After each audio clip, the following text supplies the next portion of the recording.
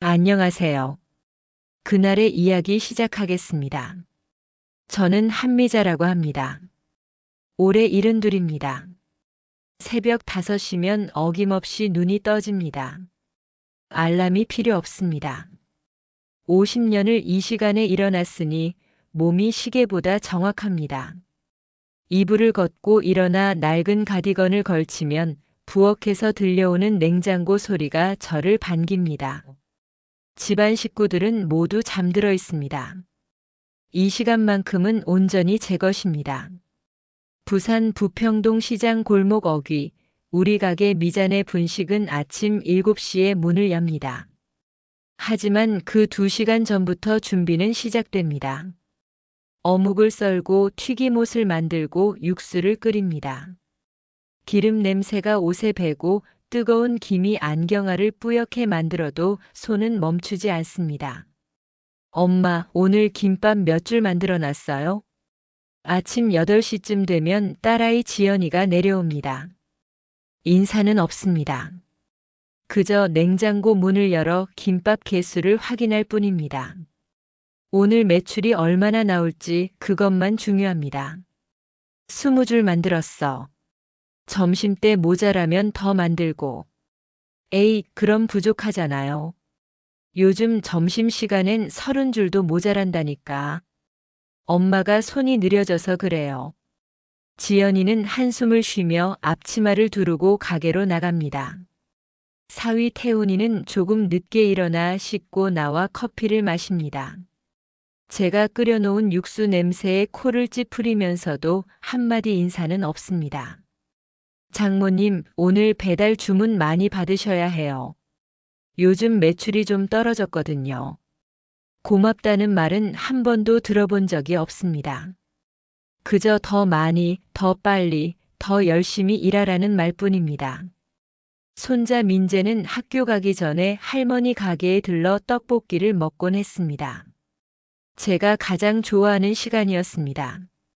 하지만 요즘은 그마저 달라졌습니다. 할머니, 나 친구들이랑 편의점에서 먹을래요. 왜? 할머니가 해준 게 맛없어? 아니, 그게 아니라. 민재는 눈을 피했습니다. 그리고 작은 목소리로 중얼거렸습니다. 친구들이 할머니 가게 냄새 난다고. 가슴 한쪽이 무너져 내렸습니다. 하지만 저는 웃으며 말했습니다. 그래, 그럼 용돈 줄게. 친구들이랑 맛있는 거 사 먹어. 민재는 돈을 받아들고 뛰어나갔습니다. 뒤돌아보지 않았습니다. 오후가 되면 가게는 손님들로 붐빕니다. 떡볶이, 순대, 튀김, 김밥. 손님들은 맛있다고 옛날 맛이 난다고 칭찬합니다. 하지만 그 칭찬은 제게 오지 않습니다. 지연이가 받습니다. 태훈이가 받습니다. 저는 그저 뒤에서 기름을 튀기고 떡을 삶고 설거지를 할 뿐입니다. 장모님, 이번 달 카드값 좀 많이 나왔어요. 좀 아끼셔야죠. 저녁 정리를 마치고 집에 돌아오면 태훈이가 가계부를 들고 앉아 있습니다. 제가 쓴 돈을 하나하나 따집니다. 병원비, 약값, 가끔 사는 과일값까지. 내가 번 돈인데. 번 돈이라뇨? 그 돈 다 가게에서 나오는 거잖아요. 가게는 우리 공동 자산이에요. 엄마 혼자 돈이 아니라고요. 공동 자산. 그 말이 제 입을 막았습니다. 밤이 되면 온몸이 아픕니다. 무릎, 허리, 어깨. 진통제를 먹고 잠자리에 눕지만 잠은 쉽게 오지 않습니다. 천장을 바라보며 생각합니다. 내가 언제까지 이렇게 살아야 하나. 하지만 아침이 되면 다시 일어납니다. 새벽 5시 냉장고 소리가 저를 부릅니다. 그리고 다시 시작됩니다. 어묵을 썰고 튀김옷을 만들고 육수를 끓입니다. 이것이 제 일상이었습니다. 50년간 단 하루도 쉬지 않았던 익숙한 무게의 일상이었습니다. 그날은 유독 비가 많이 내렸습니다. 장마철이라 손님이 뜸했고 가게는 오후 3시쯤 한산해졌습니다. 저는 설거지를 하고 있었고 지연이와 태훈이는 가게 안쪽 테이블에 앉아 무언가 이야기를 나누고 있었습니다. 목소리가 낮았지만 제 귀에는 또렷하게 들렸습니다. 그러니까 말이야, 이 가게 명의를 우리 이름으로 바꿔야 한다니까. 태훈이의 목소리였습니다. 그래도 엄마 이름으로 된 건데. 그게 좀 뭐가? 장모님 연세도 있으신데 나중에 상속 문제 복잡해지면 어떡하려고? 지금 정리해놔야 해. 세금도 그렇고. 설거지하던 손이 멈췄습니다. 비누 거품이 손가락 사이로 흘러내렸습니다.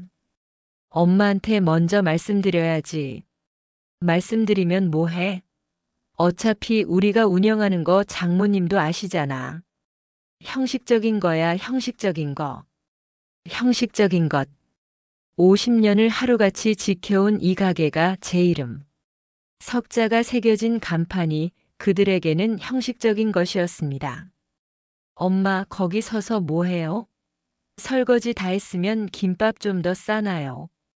지연이가 저를 불렀습니다. 마치 아무 일도 없었다는 듯이. 응. 저는 대답했습니다. 다른 말을 할 수가 없었습니다. 그날 저녁 식탁에 앉았을 때 지연이가 말을 꺼냈습니다. 엄마, 우리 가게 명예 좀 정리하려고 하는데. 젓가락을 든 손이 떨렸습니다. 무슨 소리야? 아니, 엄마도 이제 나이 드셨고 나중에 상속이나 세금 문제 복잡해지니까 미리 정리해 두자는 거예요. 어차피 제가 운영하는 거잖아요. 그래도 그건 아니지. 내 이름으로 그냥 둬라. 에휴, 엄마. 그게 중요한 게 아니라니까요. 실질적으로 누가 운영하는지가 중요하죠. 그리고 엄마 솔직히 요즘 몸도 안 좋으시잖아요. 언제까지 일하실 거예요? 가슴이 먹먹했습니다. 제가 아파서 일을 못한 적은 단 한 번도 없었습니다. 열이 나도 허리가 아파도 무릎이 시려도 저는 새벽에 일어나 가게 문을 열었습니다. 나는 아직 괜찮아. 아직 괜찮다고. 괜찮기는요. 엊그제도 튀김 태우셨잖아요. 손님들이 뭐라고 했어요? 태훈이가 끼어들었습니다. 장모님, 이건 가족을 위한 일이에요. 이해해 주세요. 가족을 위한 일. 그 말에 더 이상 아무 말도 할 수 없었습니다. 다음 날 더 깊은 상처가 왔습니다. 민재가 학교에서 돌아와 가방을 던지고는 제 앞에 섰습니다. 얼굴이 붉어져 있었습니다. 할머니, 내일 학부모 참관 수업 있는데 할머니는 안 오셨으면 좋겠어요. 왜? 할머니가 가면 안 돼? 친구들이 할머니 분식집 한다고 놀려요. 기름 냄새 난다고 오촌스럽다고. 민재의 목소리는 떨렸지만 그 말들은 제 가슴을 날카롭게 찔렀습니다. 그리고 할머니가 오시면 창피해요. 창피하다. 저는 한참 동안 아무 말도 하지 못했습니다. 민재는 제 얼굴을 보지 못하고 방으로 들어가 버렸습니다. 부엌에 혼자 남아서 빗소리를 들었습니다. 아까부터 내리던 비가 더 세차게 쏟아지고 있었습니다. 거울을 보았습니다. 기름에 찌든 낡은 옷, 거친 손, 주름진 얼굴. 그것이 제 모습이었습니다. 50년을 일한 사람의 얼굴이었습니다. 하지만 제 손자에게 저는 창피한 할머니였습니다. 눈물이 나올 것 같았지만 나오지 않았습니다. 이미 눈물조차 말라버린 것 같았습니다. 그날 밤 저는 오랜만에 오래된 사진첩을 꺼냈습니다. 젊은 시절의 사진들이 있었습니다. 25살 작은 포장마차를 시작했을 때의 사진. 30살 첫 가게를 열었을 때의 사진. 40살 지연이를 안고 웃고 있는 사진. 그때 저는 행복했습니다. 가족을 위해 일하는 것이 자랑스러웠습니다. 하지만 지금은 아무도 제게 고맙다고 말하지 않았습니다. 저는 그저 늙은 짐일 뿐이었습니다. 사진첩을 덮으며 생각했습니다. 나는 대체 무엇을 위해 이렇게 살아온 걸까? 그 물음에 대한 답은 빗소리 속에 묻혀버렸습니다. 이렇게 살아서 뭐하나 이런 생각이 들었습니다. 엄마, 우리 이번 주말에 제주도 가려고요. 지연이가 무심하게 말했습니다. 민재 방학 숙제도 있고 태훈 씨도 휴가 가자고 하네요. 사흘 정도 다녀올 거예요. 그래. 잘 다녀와. 엄마는 가게 보시면 되죠? 주말인데 장사 잘 될 거예요. 저는 고개를 끄덕였습니다. 다른 대답을 할 이유가 없었습니다. 금요일 새벽 그들은 공항으로 떠났습니다. 엄마 다녀올게요. 잘 계세요. 지연이는 짐을 챙기느라 바빴고 태훈이는 차 키를 돌렸고 민재는 이어폰을 끼고 핸드폰만 보고 있었습니다. 누구도 제 얼굴을 제대로 보지 않았습니다. 잘 다녀와. 문이 닫혔습니다. 저는 한참을 현관 앞에 서 있었습니다. 텅 빈 집이 유난히 넓게 느껴졌습니다. 그리고 결심했습니다. 토요일 아침 저는 평소보다 늦게 가게 문을 열었습니다. 아니, 열지 않았습니다. 셔터를 내린 채로 가게 안에 홀로 앉아 있었습니다. 50년을 지켜온 이 공간을 처음으로 제대로 바라보았습니다. 낡은 테이블, 오래된 냉장고, 기름때가 낀 환풍기. 벽에 붙은 메뉴판은 손글씨로 적혀 있었습니다. 제 글씨였습니다. 떡볶이 3,000원, 김밥 2,500원. 물가가 오르고 또 올라도 저는 가격을 쉽게 올리지 못했습니다. 손님들이, 동네 사람들이 부담스러워 할까봐. 선반 위에는 오래된 사진 한 장이 있었습니다. 지연이가 20살 때 찍은 사진이었습니다. 대학 합격증을 들고 제 옆에서 웃고 있었습니다. 엄마 덕분이야. 고마워. 그때 지연이가 했던 말이 기억났습니다. 언제부터였을까요? 그 고마움이 당연함으로 바뀐 것이. 오후가 되자 저는 사다리를 가져왔습니다. 미잔의 분식이라고 쓰인 간판. 남편이 세상을 떠난 뒤 제 이름을 걸고 혼자 버텨온 증거였습니다. 사다리를 오르며 손이 떨렸습니다. 무릎이 후들거렸습니다. 하지만 멈추지 않았습니다. 나사를 하나씩 풀었습니다. 삐걱삐걱. 50년의 세월이 녹슨 소리로 떨어져 내렸습니다. 마지막 나사를 풀자 간판이 천천히 기울었습니다. 저는 두 팔로 그것을 받쳐 안았습니다. 무거웠습니다. 생각보다 훨씬 무거웠습니다. 사다리에서 내려와 간판을 가게 바닥에 내려놓았습니다. 먼지가 풀썩 일었습니다. 그리고 그 위에 손을 얹었습니다. 내 손맛이 돈이었을까, 사랑이었을까? 목소리가 떨렸습니다. 내가 만든 떡볶이가, 김밥이 그 아이들에게 뭐였을까? 대답은 없었습니다. 저는 가게를 둘러보았습니다. 이곳에서 보낸 날들이 주마등처럼 스쳐 지나갔습니다. 새벽부터 밤까지 쉬지 않고 일했던 날들. 딸의 학비를 위해, 손자의 장난감을 위해, 가족의 생계를 위해. 하지만 이제는 알 것 같았습니다. 그들이 원했던 것은 제 사랑이 아니라 제가 만들어낸 결과였다는 것을.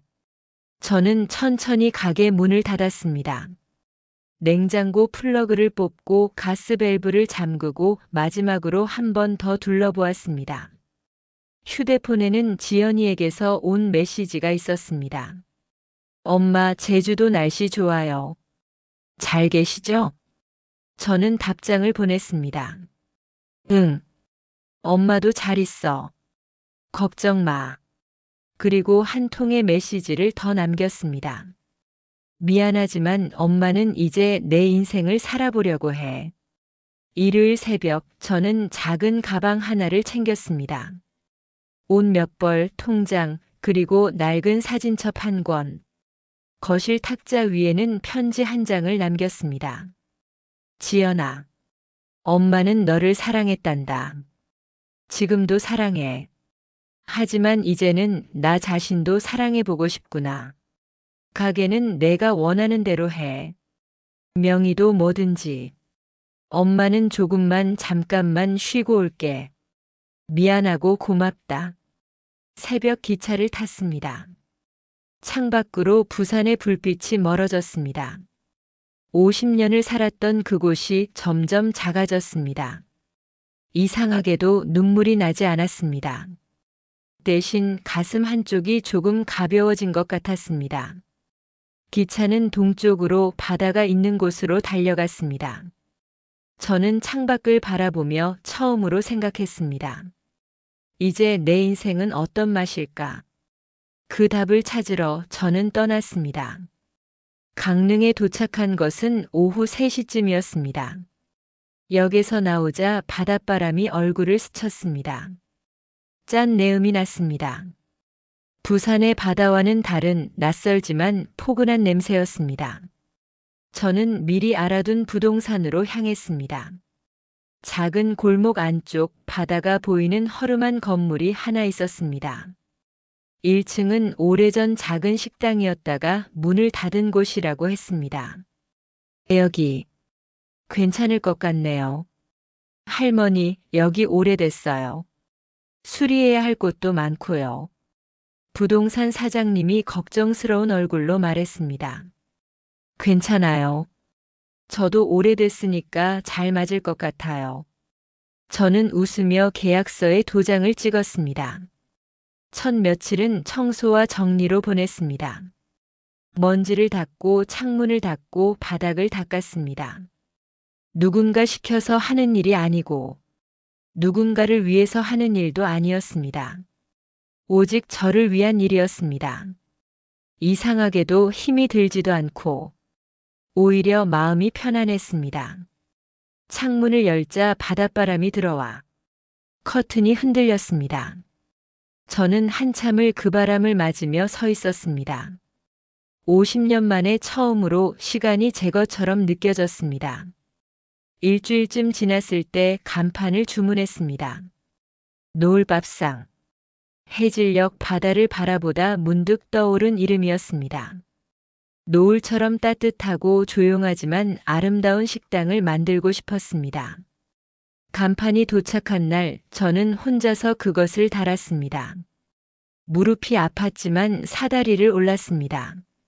나사를 조이며 웃음이 났습니다. 이번에는 내리는 것이 아니라 타는 것이었습니다. 간판을 달고 사다리에서 내려와 길 건너편에서 바라보았습니다. 노을밥상. 네 글자가 저녁 햇살을 받아 반짝였습니다. 예쁘네요. 뒤에서 누군가 말했습니다. 돌아보니 60대쯤 되어 보이는 여자분이 웃고 계셨습니다. 저는 이 옆 건물에 사는 윤이라고 해요. 새로 오셨어요? 아, 네. 한미자라고 합니다. 작은 식당을 열려고요. 어머, 식당이요? 잘 됐다. 이 동네에 맛있는 식당이 하나 생기는 거네요. 저 밥 엄청 잘 먹거든요. 윤희 씨는 환하게 웃었습니다. 경계 없는 웃음이었습니다. 그 웃음이 묘하게 마음을 편안하게 했습니다. 식당 문을 연 것은 그로부터 일주일 후였습니다. 메뉴는 간단했습니다. 된장찌개, 김치찌개, 제육볶음, 그리고 계절 반찬 몇 가지. 화려하지 않았습니다. 복잡하지도 않았습니다. 그저 제가 먹고 싶은 음식을 만들었습니다. 첫 손님은 윤희 씨였습니다. 미자 씨, 저 첫 손님 할게요. 어머, 고마워요. 뭐 드실래요? 된장찌개요. 저 된장찌개 정말 좋아해요. 저는 정성껏 된장찌개를 끓였습니다. 오래 묵은 된장, 감자, 호박, 두부, 멸치 육수를 푹 우려내고 마지막에 청양고추를 송송 썰어 넣었습니다. 여기요. 윤희 씨는 한 숟가락 떠서 입에 넣더니 눈을 동그랗게 떴습니다. 와, 이게 진짜 된장찌개 맛이네요. 엄마 손맛 같아요. 그래요? 네, 요즘은 이렇게 만드는 집이 없어요. 다들 조미료 넣고 빨리빨리 만드는데 이건 다르네요. 윤희 씨는 밥 한 공기를 뚝딱 비웠습니다. 미자 씨, 여기 대박 날 것 같아요. 진심으로요. 그 말에 제 가슴이 따뜻해졌습니다. 누군가 제 음식을 먹고 진심으로 기뻐하는 모습을 오랜만에 보았습니다. 손님은 많지 않았습니다. 하루에 대여섯 명 정도. 대부분 동네 주민들이었습니다. 하지만 그들은 진심으로 고마워했습니다. 할머니, 여기 반찬 진짜 맛있어요. 내일도 올게요. 다음에 친구 데리고 올게요. 작은 말 한마디 한마디가 제 마음을 채웠습니다. 이것이었습니다. 제가 찾던 것이. 어느 저녁 장사를 마치고 가게 앞에 앉아 있었습니다. 해가 지고 바다 위로 노을이 번졌습니다. 주황빛, 붉은빛, 보랏빛. 하늘이 온통 물들어갔습니다. 윤희 씨가 옆에 와서 앉았습니다. 예쁘죠? 네. 정말 예쁘네요. 저도 처음 강릉 왔을 때 이 노을 보고 반했어요. 매일 봐도 질리지가 않아요. 윤희 씨는 하늘을 바라보며 웃었습니다. 미자 씨, 요즘 행복해 보여요. 그래요? 네. 처음 왔을 때보다 얼굴이 많이 밝아졌어요. 저는 가만히 노을을 바라보았습니다. 그리고 깨달았습니다. 제가 찾고 있던 것은 거창한 무언가가 아니었습니다. 그저 조용히 제 손으로 밥을 짓고 누군가 그것을 맛있게 먹고 노을을 바라보며 하루를 마무리하는 것. 이런 평범한 순간들이 진짜 행복이었습니다. 윤희 씨. 네. 고마워요. 옆에 있어줘서. 무슨 말씀을요? 저야말로 고맙죠. 맛있는 밥 먹을 곳 생겼는데. 우리는 함께 웃었습니다. 노을빛이 우리를 감싸 안았습니다. 50년 만에 처음으로 저는 제 인생이 아름답다고 느꼈습니다. 계절이 한번 바뀌었습니다. 가을이 왔습니다. 강릉 바다는 더 깊은 파란색으로 물들었고 바람은 더 시원해졌습니다. 노을밥상은 조금씩 알려지기 시작했습니다. 단골 손님이 생겼고 소문을 듣고 찾아오는 사람들도 있었습니다. 저는 매일 새벽에 일어나 장을 보러 갔습니다. 하지만 이제는 의무가 아니었습니다. 싱싱한 재료를 고르는 즐거움이었습니다. 윤희 씨는 거의 매일 들렀습니다. 때로는 손님으로, 때로는 친구로. 미자 씨, 오늘 뭐 해줄 거예요? 오늘은 고등어 조림 어때요? 좋죠. 저 고등어 정말 좋아해요. 우리는 함께 밥을 먹고 차를 마시고 바다를 바라보았습니다. 이런 시간들이 제게는 선물 같았습니다. 어느 토요일 오후였습니다. 가게 문이 열리고 낯익은 목소리가 들렸습니다. 엄마. 지연이었습니다. 태훈이와 민재도 함께였습니다. 저는 접시를 닦던 손을 멈췄습니다. 가슴이 두근거렸습니다. 어떻게 왔어? 엄마 찾는데. 시간이 좀 걸렸어요. 지연이의 목소리는 떨리고 있었습니다. 눈가가 붉었습니다. 앉아. 뭐 먹을래? 엄마. 지연이는 자리에 앉지 않고 제 앞에 섰습니다. 미안해요. 그 한마디에 제 가슴이 뭉클했습니다. 엄마가 얼마나 힘들었을지 저는 생각도 못했어요.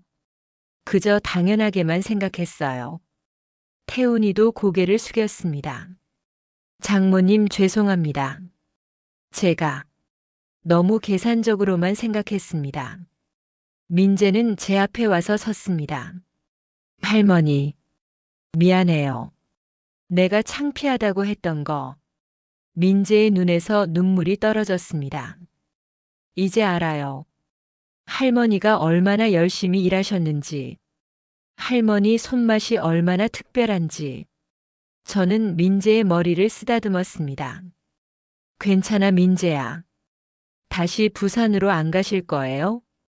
지연이가 물었습니다. 저는 창밖을 바라보았습니다. 바다가 보였습니다. 노을이 지고 있었습니다. 지연아. 네, 엄마. 엄마는 50년을 너희들을 위해 밥을 지었어. 그게 행복이라고 믿었고, 저는 딸을 바라보았습니다. 하지만 이제 깨달았어. 내 밥은 내가 지어야 한다는 걸. 엄마. 이젠 내 밥은 내가 지을 거야. 내가 먹고 싶은 걸 만들고 내가 주고 싶은 사람에게 줄 거야. 지연이는 눈물을 흘렸습니다. 엄마.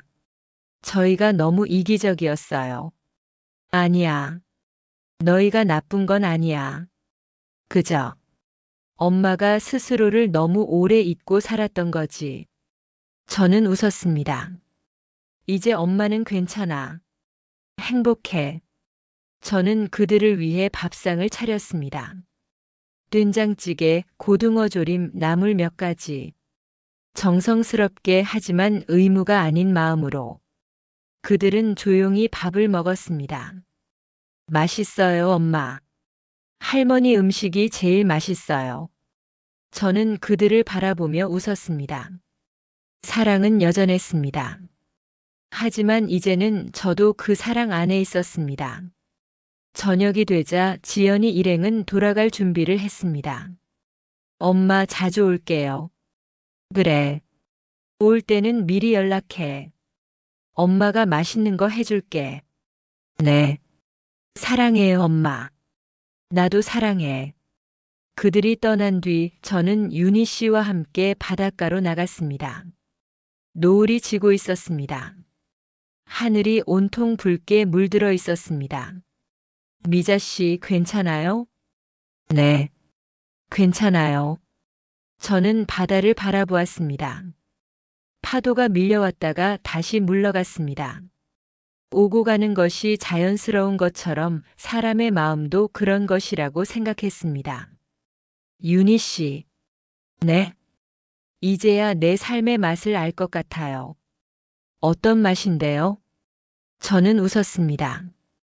조금 짜기도 하고 달기도 하고 쓰기도 한 그런 맛이요. 하지만 그게 다 제 것이더라고요. 윤희 씨가 제 손을 잡았습니다. 미자 씨 잘하고 있어요. 고마워요. 우리는 한참을 그렇게 서 있었습니다. 노을이 천천히 바다 너머로 사라졌습니다. 어둠이 찾아왔지만 무섭지 않았습니다. 내일이면 또 해가 뜰 것이고 저는 다시 새벽에 일어나 장을 보러 갈 것입니다. 하지만 이제는 다릅니다. 이제는 제가 저를 위해 사는 날들입니다. 그날 밤 집으로 돌아와 창문을 열었습니다. 바닷바람이 들어왔습니다. 저는 오래된 사진첩을 꺼내 마지막 페이지를 펼쳤습니다. 그리고 오늘 윤희 씨가 찍어준 사진을 붙였습니다. 노을밥상 앞에서 웃고 있는 제 모습이었습니다. 주름진 얼굴, 거친 손, 하지만 눈은 밝게 빛나고 있었습니다. 저는 사진 아래 작은 글씨로 적었습니다. 72세 한미자. 오늘부터 내 인생의 주인공. 그리고 사진첩을 덮었습니다. 창밖에서 파도 소리가 들렸습니다. 저는 그 소리를 들으며 편안하게 잠들었습니다. 50년 만에 처음으로 아무 걱정 없이. 노을은 매일 집니다. 하지만 매일 다른 색으로 물듭니다. 저의 삶도 그렇습니다. 늦었지만 이제야 제 색깔을 찾았습니다. 그것으로 충분했습니다. 오늘도 그날에 와주셔서 감사합니다.